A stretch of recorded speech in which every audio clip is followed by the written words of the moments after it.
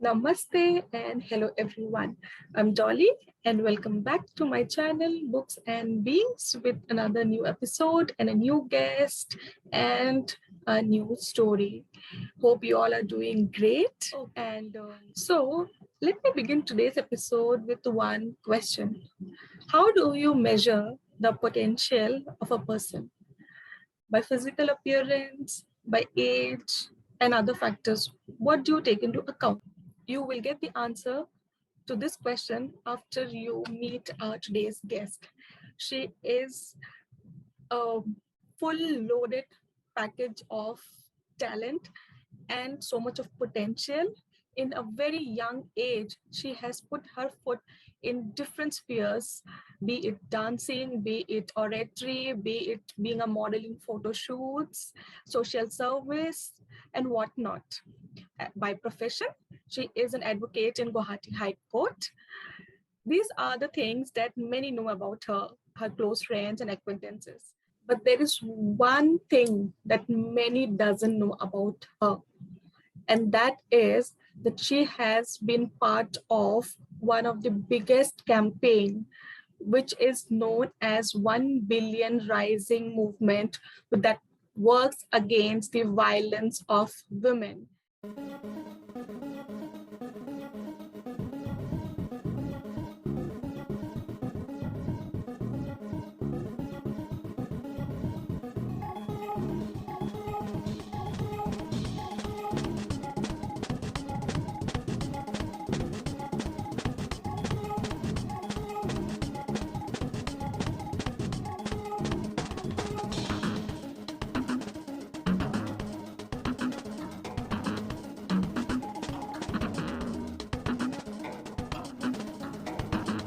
And I'm so proud to have her today in my show and share her part of story with us.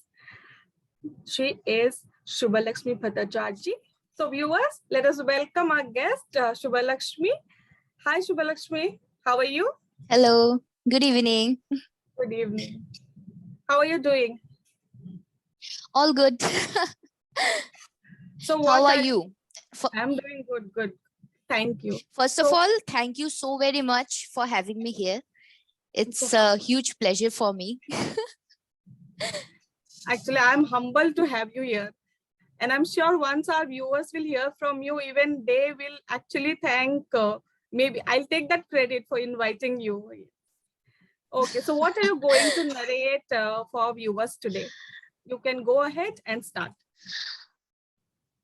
When you want to narrate something, it's like you get into that time zone once again. So I believe each and everyone has a time zone which changed them completely. It's not just a story, it's not just a journey. I believe it's a very crucial time zone that everyone has.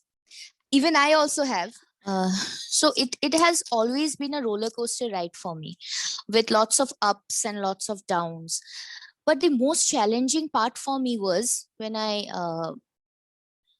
passed my class 10, when I gave my 10 standards, and I was too much inclined to uh, medicine or being a doctor. I always wanted to be that. But somewhere or the other, my mother had that instinct. Her sixth sense always told her that no, you cannot prosper in that sector. That is not your sector at all. She always pushed me out of my zone, where I found, where I felt actually that maybe physics, chemistry, or biology is my strength. But a mother is always a mother. So it was her who pushed me. So as a result, I never want, I don't have that capacity of parrot learning. So I always had that thing running in back of my mind that arts is for parrot learning. But I had that very wrong concept, which has gradually, eventually changed now. So I went for commerce. So every commerce student has an dream to become a CA. So eventually, even I had that. I gave my CPT. It got cleared. Again, my mother came into the scenario. My mother plays a very important role in my career path. So she again had that sixth sense, and she had that gut feeling that no, CA is not your forte. And I was like, what are you saying? CA is not my forte. I am a commerce student, and obviously CA is a first choice for any commerce student at all. So she was like, no, no, no, no, no, no, no. You do one thing, you go for law. You're very good in speaking. I had that from my school days itself. I used to participate in different extempo speech competitions, then debate competitions, and I enjoyed it a lot. I enjoyed public speaking actually. So my mother always had that feeling, you are not meant for such a kind of a job where you just have to use your hands and you cannot utter any words out of it. You cannot contradict anything. Whatever there is, it has to be a textbook job. It will be a textbook job, but you are not fit for it. And I was like so depressed. I said, Mom, no, I won't study at all, only because I want to be a CA. My friends are going for CPT. I'll give my CPT. So with this, you can see I was very confused with my career. What I want to be. Sometimes I was living in a Alice in Wonderland. I would say I was the Alice in the Wonderland. Everything was good. I was trying this, tidbits of that, tidbits of this, but even but on the ground level, I never did my analysis. What I want to be, how I want to be. Then my mom just pushed me out of that zone, and she said me, no, you go for CLAT. So I gave my CLAT, but at that period, a misfortune, I would say, took place in my family. My mom met with an accident at school. So as a result, she had to leave her job, and she had to sit back at home. And as I being the only child, different burdens came upon my shoulder. So I had to be that responsible one. After passing my HS, I had to be that responsible one taking decisions. So I gave my CLAT, and with God's grace, I cleared it. Now I wanted to go to Bangalore for studies. But again, my family burdens are there. I had my responsibilities. I had to be the dotson, actually, a daughter and a son, both at the same time. So it was a very tough situation for me. That was a time when my studies were about to get stopped. It would have been a dropout for me here. But then my mother was such a strong-minded lady. She is a strong-minded lady. She pushed me. She said, no, it's okay. The university is not the big deal. It's what you learn. It's how you will perform in the professional field. Doesn't matter you are an Oxford passed out or a Cotton College passed out. I was very depressed and broken because my friends were going out to study, and at that age, every teenager has a dream to get out of their place and study somewhere else, explore that place, enjoy that moment. So even I had that inner feeling that my friends are going, I also want to go. I was so depressed. I was saying, Mom, leave it, I won't study this year, I will continue next year. But my mom, she never leaves. She is like, she never leaves a stone unturned for my career.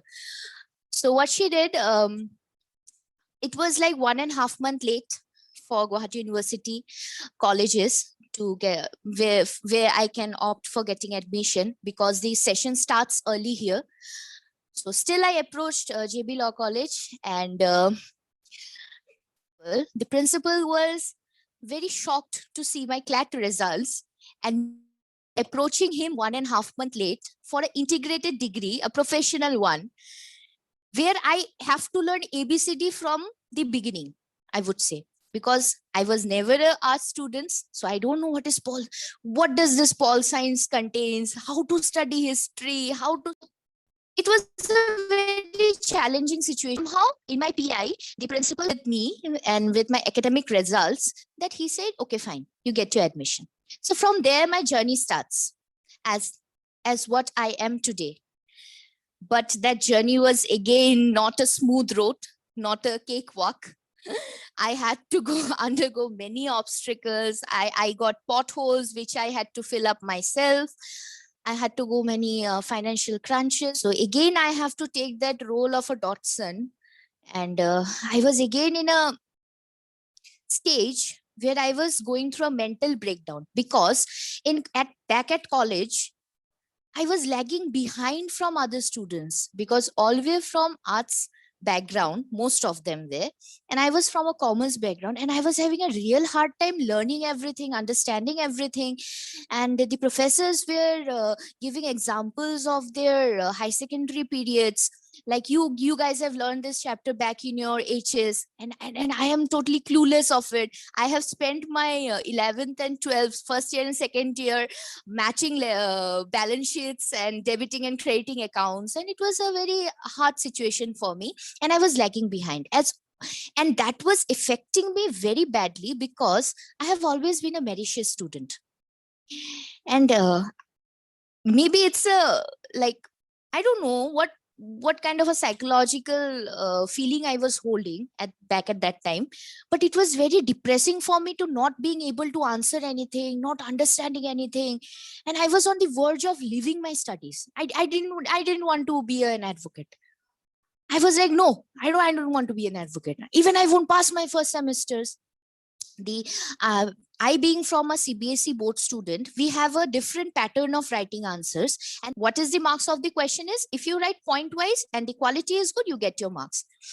Teachers started scolding me, like, no, you can't write like this. How you're writing like this? For 15 marks questions, you have to write minimum 14-15 pages, minimum 15 pages for 15 marks, I would say. The professors were saying me, and I was like, I'm not habitual of writing so much. So I was going through a very bad mental breakdown, and in the same time, again, a misery happened in my family. My father met with a very bad accident, and I again had to play that Dotson wala role.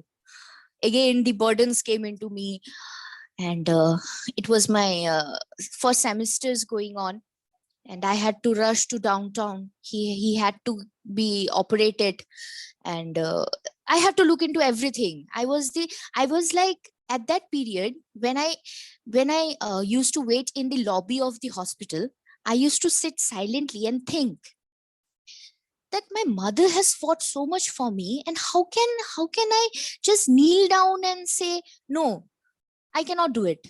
This is not my forte, this is not my field. How can I do that? If I, being a girl, I can stay back at a hospital at night, and again treating my father in like lone handedly, doing everything what in a society meaning a boy has to do, I'm doing everything. So how can I just give up on my career? My mother has like seen a wider picture of it. I say to myself, I can, I will. And that particular thing, that particular line, I still do it. I still narrate to myself every morning, every morning.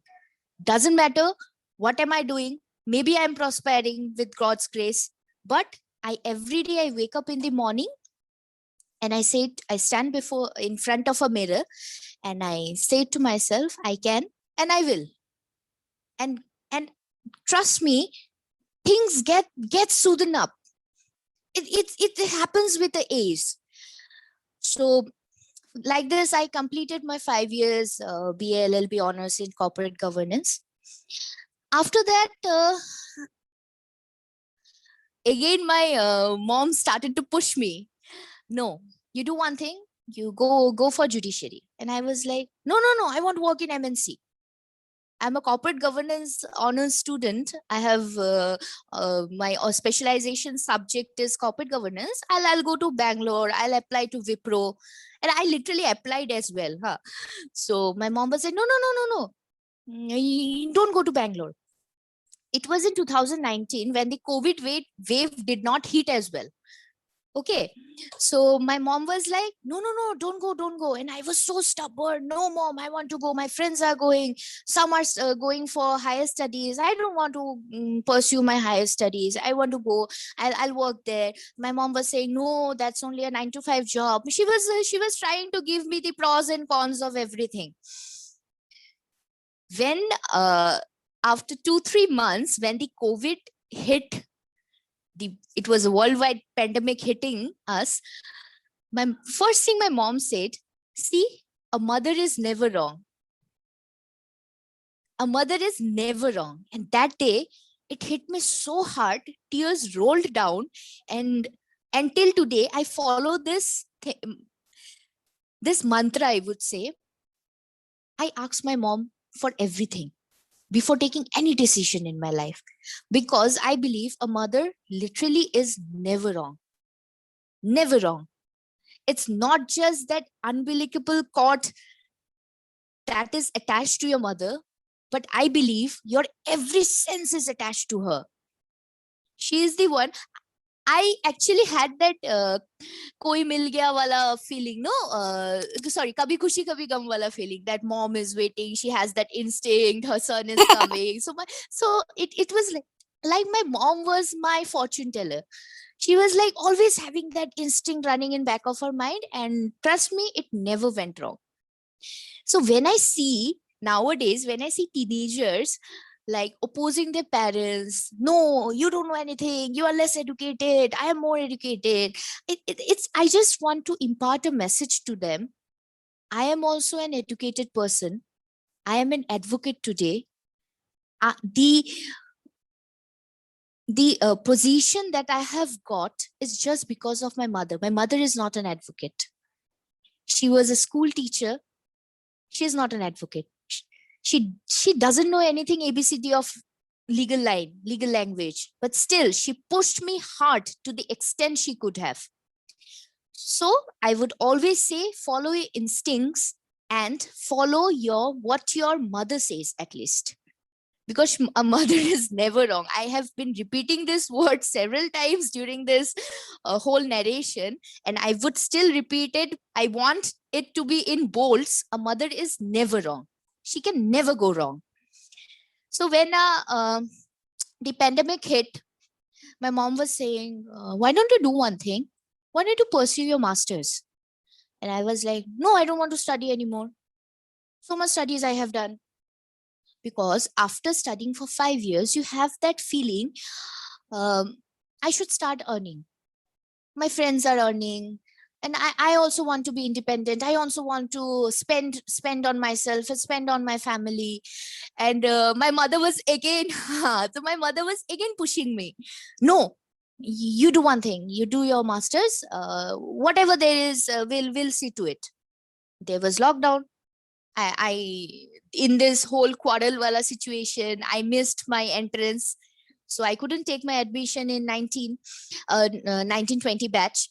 So this year, my mother again pushed me and said, no, go and give your entrance. And I was still not willing to study. And you trust me, I didn't study for the entrance as well. I bluffed my mother that I am studying. And I went to that Guwahati University exam. And when I was entering the examination hall, my mom called me from my back and said, my nickname is Ria. So sorry for that. And she called me, Ria, listen to me. And I came over to her and she told me, I know you haven't studied.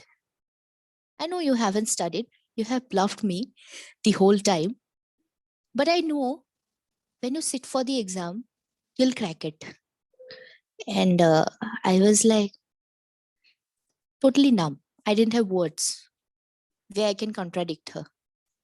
I was like, inside my mind, it was running. How can she know me so much? And she told me, don't think how I know you so much. I gave birth to you. You didn't give me birth. I gave birth to you. So you are connected to me. I know each and every actions. I can read in your eyes what you have done and what not. And trust me, when I turned back, I feared to sit for that exam. I was fearing my mom having such confidence on me, and I am going there without studying. And I was like totally shaking from inside, but I was trying to I was trying to hold on my nerves. Still, I sat for the exam, and trust me, after like getting my paper for 2 to 3 minutes, I sat quietly. I didn't answer anything. I didn't read the paper. And I was thinking what my mom told me just before I entering the exam hall. And I was like, how come she knew? How come she knew? And the clock was ticking. My friend was sitting with me. She told me, Are, Shubhalakshmi, right? What happened? Are, answer. And I was like, oh, yes, yes, yes. I came back to I gained back to my conscious, and I started answering. And trust me, a mother is never wrong. I cleared my Guwahati University entrance exam with a good rank, with a very good rank. So again, there is a story in this. I said, I have studied in JB for 5 years. I want to study in JB. The first preference was Guwahati University, but they had some limited seats. So I didn't get that chance to get admitted into Guwahati University. So my second choice was always JB. So I said, Mom, my mom said, why? Go and study in a government college. And I said, Mom, I'm not getting admission in Guwahati University. So I'll go for JB. I know the people out there. I know the professors out there. So my mom was saying, no, you should at least try to explore some other environment as well. Why not? Go and check out some other colleges. And I said, no, JB. JB is my final choice. My mom said, see if you get admitted. She very casually said that. And literally saying, I did not get admission in JB because only my server was giving problem and I couldn't log in time. And my seat was allotted to someone else. I went to the college. I requested the principal. The principal said, I know you are a malicious student, but I'm very sorry. Everything is digital nowadays, and we cannot tamper with that. I was very disheartened. At that day, my mom told me what happened. She called me up. I was in the college campus. I said, Mom, like something like this happened, and I couldn't get admission. I don't know whether this year also I'll be able to pursue my masters or not. So my mom said, no, don't be disheartened. There are lots of other colleges. Why are you getting disheartened? So I said, I don't know any other colleges. I know NEF, but I don't want to go there because I don't know anyone and I'll be so alone. So my mom said, you could do one thing. Nah, someone or the other will give you information. Nah. She told me in a very casual manner, and you won't trust me. A professor of mine came to me and said, what happened, Shubhalakshmi? You didn't get the admission, na? I said, sir, see, for just for 2 seconds, I couldn't log in and my seat was allotted to someone else. He told me, why don't you go and submit to BRM Government Law College? See how the mother's instinct works, and it has played a very vital role in my career journey. So he told me, I said, where is this BRM Government Law College? And he told me the address and he said me, go, rush. Today is the last date for the submission. And I literally rushed there. I called my mama. I'm going to BRM Government Law College. My mom said, do one thing. If they tell you to take the admission, take the admission. You have the money, you take the admission right and then. I said, yes, Mom, I'll take the admission. So I went there. So they told me that they are just going to take the application forms with our merit list and our academic all details, academic details, and they'll reach back to us. And they'll only be admitting the meritorious students or the ones who are having the higher merit list. And now that was only my last option. Otherwise, this year also would have been a loss. So the next day I was called upon. I went. I got my admission, but to my another astonishment, It was like, see, when after studying for 5 years, you don't earn, and again you take the you have the opportunity to like go for your masters. No doubt, my mother, my parents were very supportive, but I had that guilt feeling running inside me, like again so much of money is going to be spent, 24, 25, 30,000 per semester, the semester system fees everyone is aware of. So it's a for 2 years, 4 semester, it's going to be costly. But still my mom said, no, no, no, you go, we'll see about it. So I got the admission. They took my PI. I passed it and I got my admission. I got admitted. And now I had to pay the admission fees. I went to the accounts department and they told me, no, no, your admission is free. I said, why? Why am I being admitted for free? So they told me, no, actually only the government colleges as per the education ministry's plan, the government colleges for the year for the session of 2021 will be admitting the students for free, the meritorious ones. So I was like so happy. I came out running. My mom was sitting outside and I came back running and said, Mama, you know what happened? My mom said, what? You did not get admission or what? I said, no, I got my admission and I got it for free. My mom said, free? Why? So I was like very excited, Mom. See, I got my admission for free, and so now I am like continuing with my studies, and so here I am, who I am for it. And it's just because of what my mother played in my career life, for my career journey. She has always tried to keep that roller coaster pace. She has never ever let me to settle down, like to settle. Like, no, you cannot do it. She has always pushed me back, and I'm very lucky to have her. Yes, I rely on her every decision now and then.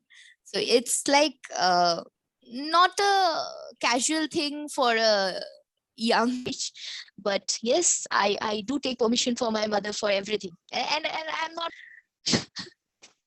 So yes, here's my journey. Thank you for sharing that story, because I got inspired by listening, and I am actually able to connect it with, like this book, Bhagavad Gita. There they say this Krishna will guide this Arjun. So your mother was like this true Krishna, and Exactly. was like leading you. Exactly. And uh, you know what? I have a very strong habit of reading, and I don't like novels. I don't like romantic stories or something. I like spiritual books. I'm a very spiritually inclined person, and if you like ask me what is your favorite book, it's not Chetan Bhagat, it's not Polok Shawl, it's no one else rather than The Laws of the Spirit World by Khurshid Bhavnagre. And you know what? This book is like, it connects me somewhere or the other to the upper world. Whenever I feel the materialistic things are not going well, I turn on to the pages, and trust me, the chapter which comes along, I just read it thoroughly.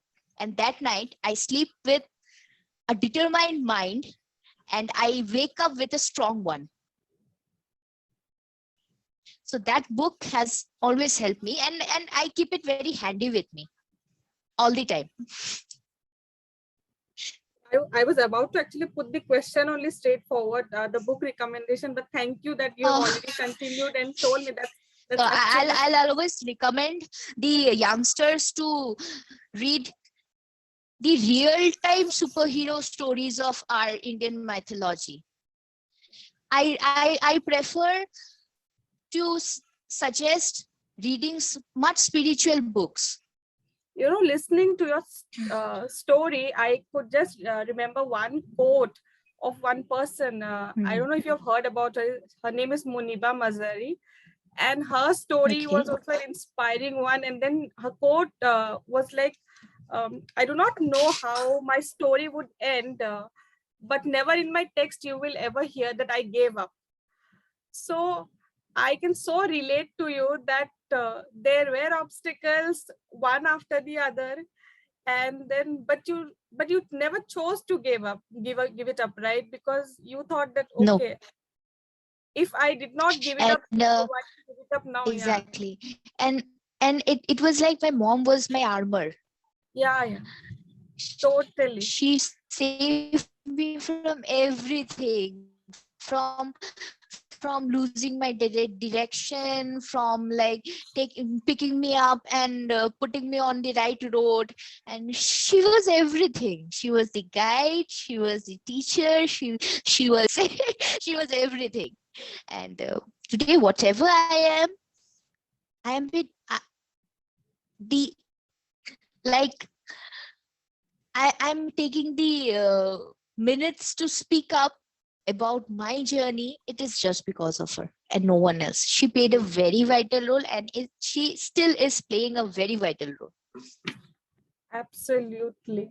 And okay, apart from that, I want to ask you, what else do you do? You do dancing? You do photo shoots? Yes. I was a very culturally inclined person as well. It's like dance has all been a part and parcel of me. So I cannot leave dancing.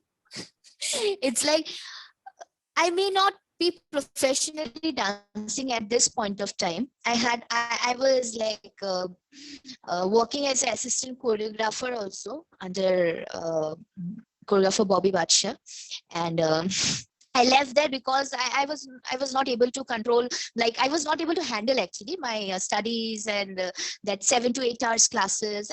If you scroll into my Facebook account, you will see the videos are there. So yes, this small things, and cooking is also my stress buster. I love experimenting with food. I love creating international dishes in our Indian style. I never use I don't want to go to that textbook rules. I never use textbook rules for cooking.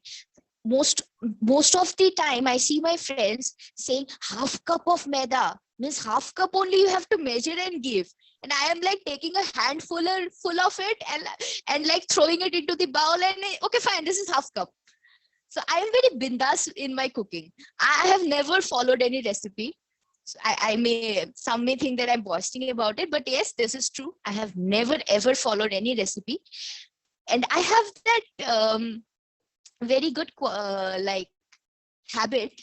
I personally feel that it's a very good habit. When I taste food, I take a few seconds off from my plate and I try to figure out what the chef must have given inside it, what he threw in it, what the spices he was using. So yes, I guess after this video, people will know that I also have a hidden talent like Sanjeev Kapoor. Cooking thing, no, I was about to tell you the same thing, like what I do is, even if I eat something somewhere, I will remember the taste, and I have some idea, a bit of idea that okay, this is roughly made of a dal or something or some sabji. And I come and try it on my own. I barely go and look at YouTube or something. Exactly, the only place where I have failed was in making a cake, because there you need the measurement correctly, and even I failed miserably. Okay, viewers, here I want to tell one thing, like I do not want to mention her age, okay? She is somewhere in mid-20s, but a level of achievement she has made in so many spheres. Like if you go into a social media, you are going to see her like almost doing everything, everything, like from social work to dancing or making any videos and photo shoots and everything. She's such a good orator as well.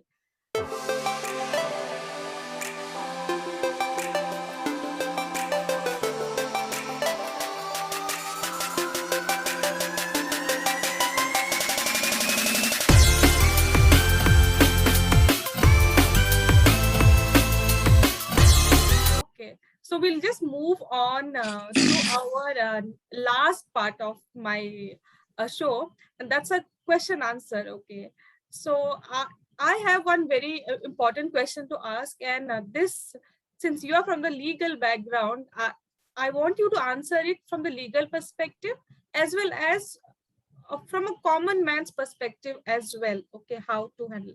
So what is your take on cyberbullying? Because now, and especially when it comes to women, like stalking in social media or abusing in social media. So what happened is someone who is very like acquainted with the social media rules and settings and all, they usually tend to avoid or take some action. But there are people who are very naive, like young girls and women who are very naive in that. So how do they tackle all these things? And I think they also fear that if they speak up or if they name shame that person who is bullying or abusing, they might face some sort of like what pressure from society or some sort of like alienation. Okay, so how, what do you advise to them, and also what is your take on all this cyberbullying? Okay, so with the digitization in every sector, the the criminals have also evolved themselves, and they have also taken up over the digital world. It's not just cyberbullying or stalking.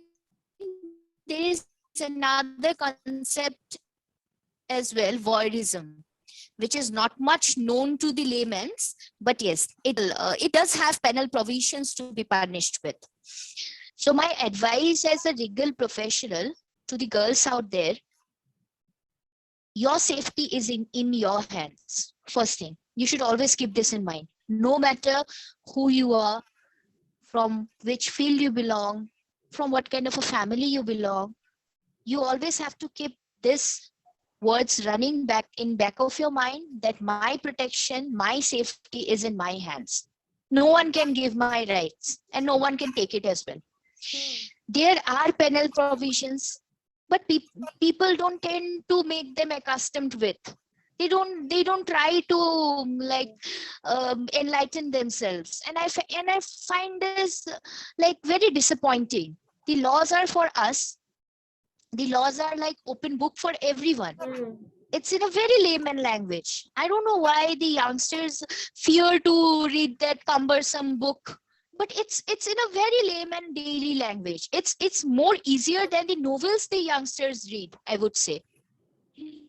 So this is the first thing that I would suggest. The victim, not only girls, even the boys are nowadays accustomed, like they also have to face such kind of a situation. So I won't be like gender biased on this. So both, I will term there is a victim who has been like into the cyberbullying thing. So he or she always has to keep this in mind. There are panel provisions and I have to approach them, because if you do not approach, no one can take any actions. Another thing, you never need to fear the person sitting behind the screen who doesn't have that audacity to come in front of you and encounter you. He is such a scared, he is such a coward person that he is like hiding his identity behind that screen, and he is thinking that he can type up anything and he has the liberty to speak up anything, so he can like throw shits on anyone and just everyone.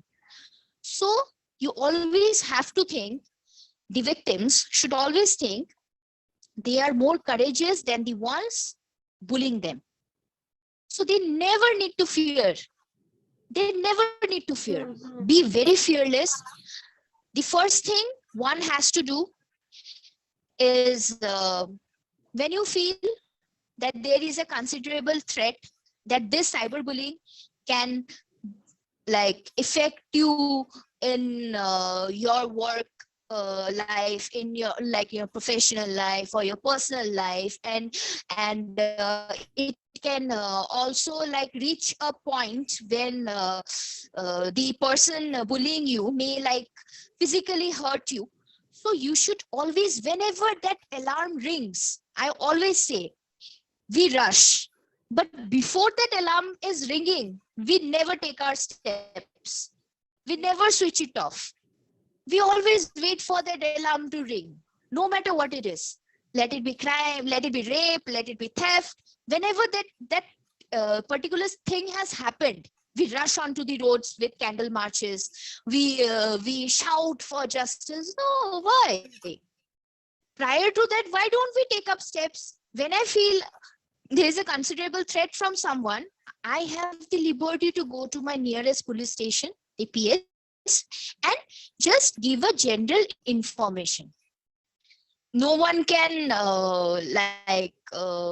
deny from lodging your complaint. It's a punishable offense for the government servant as well. So you have to know this. You have the right, and you can impose that right upon him or her, whoever is sitting out there. You can impose it. If someone denies it, no, this is a very thrifty kind of complaint, we won't lodge it. You can like be on the top notes of your voice and say, no, you have to take it. You are not the judge. The court is there to decide whether it's a thrifty ground or a frivolous ground or like it's a filthy ground, whatever it is. You are no one to judge. You have to take my complaint or the affair, whatever it is. So this is the things one can do. Another thing, what I suggest the youngsters to do is use the social media very tactfully. See, nowadays it's very common to share pictures with your like better half, what they term as better half nowadays. So like better half, or say your boyfriends, or like I have seen many Instagram accounts as well, who shares pictures of girls like exposing their body parts. So it's not bad to expose yourself unless and until you are comfortable with it. But I feel that it creates a certain sort of a threat to your personal dignity when it is served online, because there are millions of hawks sitting just to grab this kind of a opportunity. And they can turn into anything. Trust me, anything. They can they can be a threat to your life as well. They can be so like, they can come to such a level where they, for their own benefit, they can also like induce you to give up your life. So girls, please. Exactly, blackmailing. In our words, it's blackmailing. So I literally, I take this platform as an opportunity to urge every youngsters, please know the pros and cons. Being an online sensation is not bad. Everyone has that feeling. I also want to gain followers, but for followers, don't put your exactly. Don't put up your security, your dignity at stake. Use it very wisely. Social media is not a bad platform. You can meet new people, but it's upon us how we use it. It's not just with the social media, it's with anything and everything. Exactly. Use it for good purpose, use it for research purpose, or you can use it to share your joy with the world if you feel happy with that. So use it very tactfully, know the pros and cons of it, and always remember, where there is a right, there is a remedy. So when you have a right to use the social media, in case any kind of a conflict arises, you always have a remedy for it. But it's again upon us how we utilize it, how we go to the approach the appropriate authority and seek for the redressal. It's totally upon us. We are the courageous ones, always remember, because we are being bullied. We are not the one bullying. Another concept I want to enlighten the teenage peps out there. Voyeurism I was talking about. So what is this? This is a bit of a similar concept like stalking, but with a different dimension. Here what happens when a woman and a man are having some sort of a personal private moments. Fine. Nowadays I see many teenagers have that inner I would say urge to capture that moment or film it. No matter, they don't have the intention at that particular point of time to surf it on the online platforms, but they have that I don't know why, but they love to record it on capture it in the moments, and I don't know what they do about it. So what happens most of the time, whenever there a conflict arises, such kind of a videos get leaked over the social media. Like recently there was a case of a Bihari Actress, yes. superstar also, na? I'm not like recalling her name as well. It was with her boyfriend. Here what happens, there is consent from both the parts. Both of them are having consent. But if such kind of a private moments are leaked, like intentionally or unintentionally, there are penal provisions to punish the person doing so. Because without your partner's permission, you are not supposed to even show it to someone else. See, I had such kind of a private moment with my partner. No matter that moment, the whole activity must have been a result of both of the adults' consent. That doesn't matter. The person like showing it or trying to surf it in social media or any kind of internet platform is punishable. This is not a personal thing. This, I would say, is a more public place than any other. Because here, once it gets leaked, you won't even have the time to trace where it has gone up to. And it can be a threatening situation. I have seen many cases where the girls resort to ending up their life after it. So I urge you people, be a bit like, always give a rethink on it. Love is good. Having a trust on your partner is very good. But be a bit practical. Be a bit cautious about your actions, how you are doing, how you are dealing with. Having a private moment is never a bad thing. Have it. Everyone has that. We are human beings. We always have that feeling. We always have that feeling. That is very natural. It's nothing unnatural. If you don't have it, it's unnatural, I would say. That you are not having it. You're not having any attraction towards any opposite sex or the same sex, anyone. So again, I am repeating, there are appropriate authorities sitting there just to help you. Just to help you. Go to them. Sorry to interrupt you, but I think you have mentioned about that when it is consent, but sometimes it even happens when one of the person records it secretly, or maybe a third person also captures it secretly just for the sake of entertainment, right? So even in that case also, I think even in that case also it is punishable, but that won't come under voyeurism. That's like a mix of stalking and voyeurism, without the permission, invading the privacy of a woman. Then again, we will inflict many other, it will attract many other penal provisions, penal sections as well. So yes, that is also punishable. See, anything derogatory is punishable. Right. Anything. Whenever you feel that this is a threat to my personal liberty, this may be a threat to my personal liberty, or it may be a threat to my protection, or my protection of my life and property, or anything, it does have a penal provision to deal with it. but provided you approach the appropriate authority.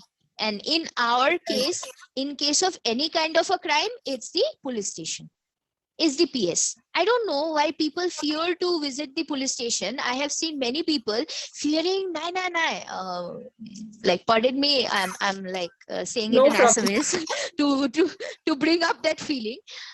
Police station na jao nohoy. Hey, police station jam niki. Hey, tate gole bhoy lage nohoy. কি না কি আকৌ কিবা কি কৈ দে নালাগে বাদে নালাগে এই ক্ৰাইমটোৱে ৰিপৰ্ট কৰিব নালাগে বাদে শেষ হৈ যাব চুপচাপ বহি থাক ঘৰত শেষ হৈ যাব. This is a very bad and a very wrong concept. They are sitting there for us. I think, no, that keeps leveraging the Exactly. more, yeah. Exactly. How can you expect the society like being like free from all the crimes, and every time the justice is being served, it has to be a habitual action, no doubt. According to me, justice is always an abstract concept. For you, what may be justice? For me, it may not be a justice. For you, maybe hanging the criminal may be a justice. For me, like sending him to a civil jail may be a justice. So it is a very abstract concept, but the hierarchy, the like the dignitaries sitting, the honorable judges sitting out there, being like the utmost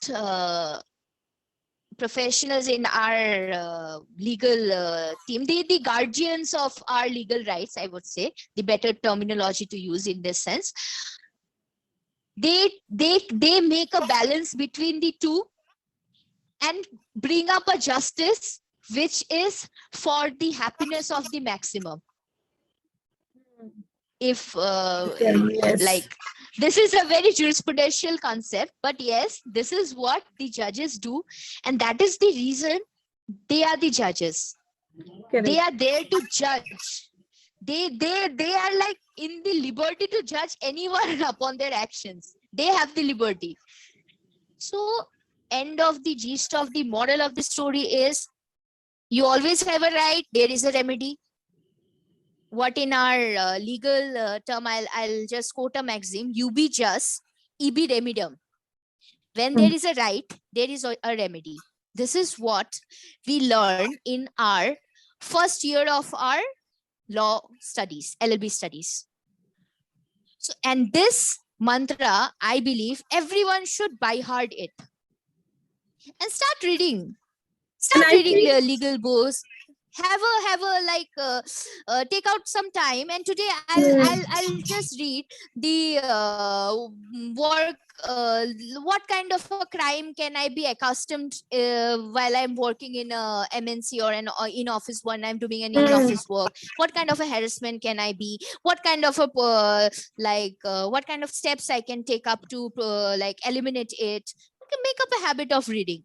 I believe nowadays the youngsters are like too much prone to reading, but I suggest, instead of reading, novels are very good. I don't discourage anyone reading novels, but with that, parallelly, I suggest read at least 1 or 2 law books, because see, law is not a rocket science. It's just, at least you can have a plain by the plain reading of it, you can have a general concept at least. No doubt, you cannot get into the technicalities unless and until you are an advocate, but at least you have a plain general concept of it. At least you'll have that confidence to deal with such kind of a situation if it arises, if it happens with you. You never know. Today it's you, tomorrow it's me. You never know. It can happen with me as well. You cannot say that it won't happen with me. Why I don't need to bother about it. It can happen with me as well.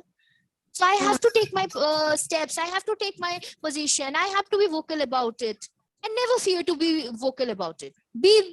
You are not the criminal. You haven't done anything wrong. The one who has done such a heinous thing, or like even if it's a very thrifty kind of offense also, I believe you should raise your voice so that it does not turn into a heinous one. someone is touching you in an appropriate way, stop him or her at that very particular moment. Then only it won't elevate to the next level. Correct. And 10 people, if So they here do, we are switching off. Exactly. Here then we are the like other person will switching not do off the it. alarm.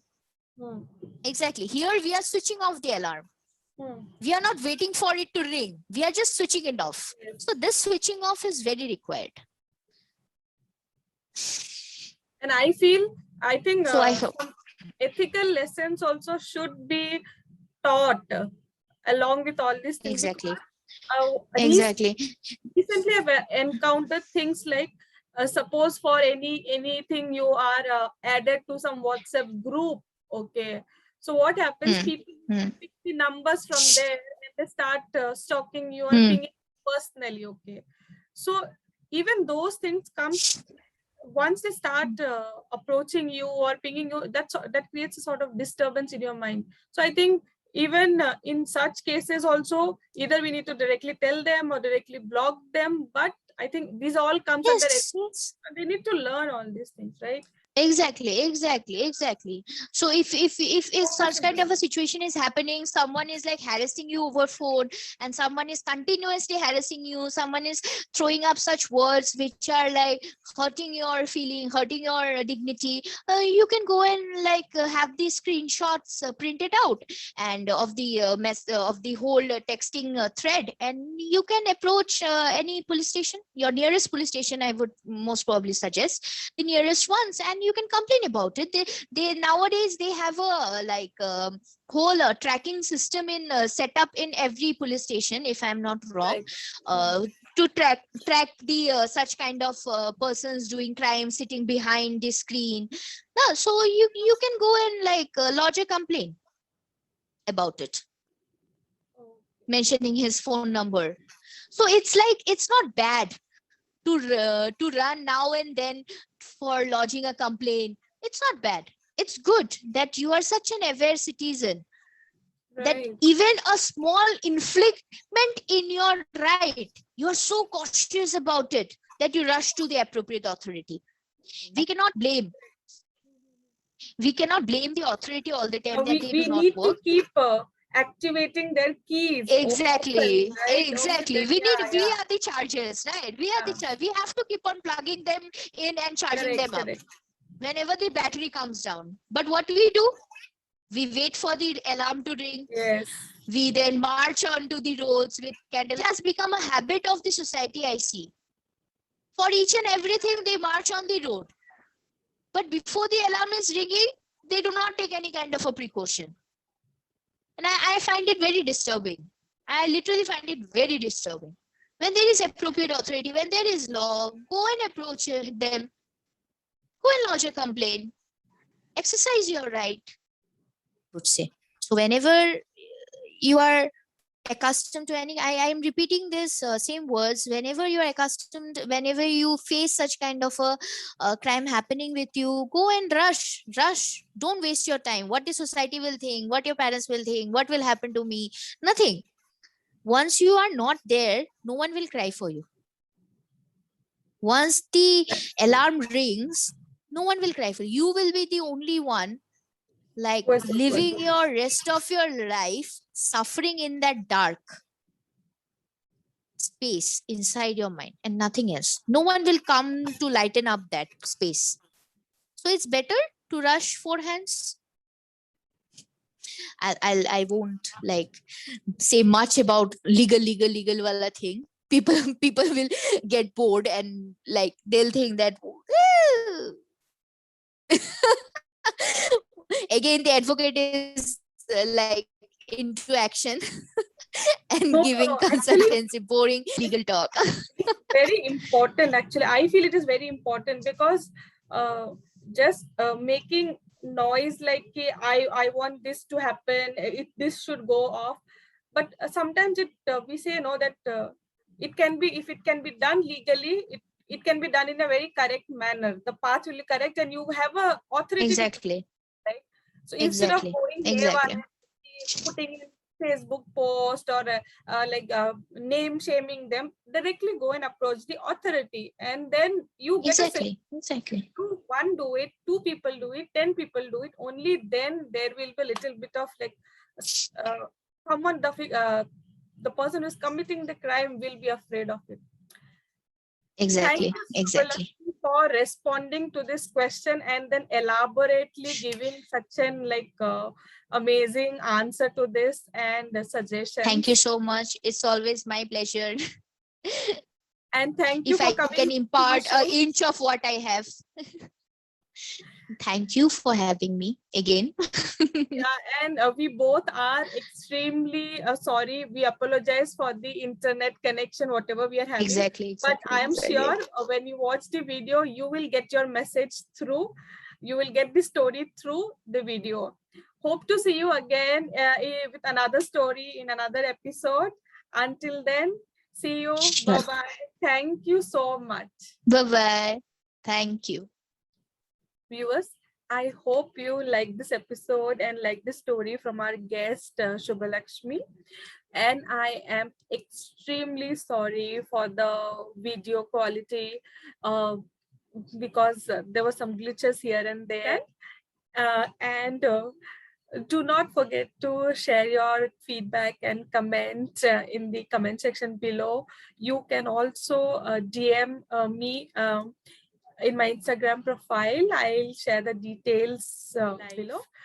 So I hope you love the hearing from our guest Shubhalakshmi, and see you next time with another guest, another exciting story. And till then, stay safe, stay healthy, and most importantly, stay happy. Next time, take care. Bye-bye.